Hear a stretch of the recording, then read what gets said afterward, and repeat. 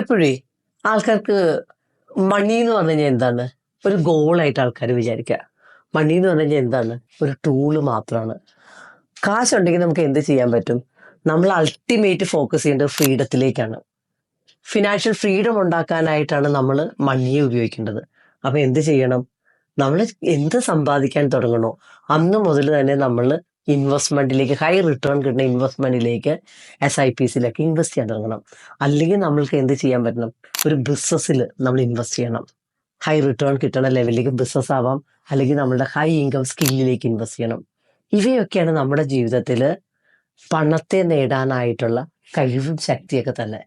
അപ്പൊ ഇങ്ങനെ നമ്മൾ പണത്തെ നമ്മളൊരു ടൂളായിട്ട് ഉപയോഗിച്ച് നമ്മളുടെ ജീവിതം ക്രിയേറ്റ് ചെയ്ത് കഴിഞ്ഞാലുണ്ടല്ലോ, ഫിനാൻഷ്യൽ ഫ്രീഡം എന്ന് പറയുന്നത് ലൈഫ് ഏറ്റവും നന്നായിട്ട് ജീവിക്കാനായിട്ടുള്ള അവസരങ്ങൾ പ്രദാനം ചെയ്യും. അല്ലാതെ പണമാണ് എല്ലാം എന്ന് പറഞ്ഞിട്ട് ജീവിക്കാതിരിക്കുക. പണത്തെ നമ്മൾ ഉപയോഗിക്കുക നമ്മളുടെ ജീവിതം ക്രിയേറ്റ് ചെയ്യാനായിട്ട്, ഫ്രീഡം ഉണ്ടാക്കാനായിട്ട്, ലൈഫ് ശരിക്കും മറ്റുള്ളവരെ സഹായിക്കാനായിട്ട്. അപ്പൊ ഇനി പണം എന്ന് പറഞ്ഞു കഴിഞ്ഞാൽ ഗോളാക്കരുത്, അതിനെ എന്താക്കുക? ഗോൾ എപ്പോഴും ഫ്രീഡം ആയിരിക്കണം.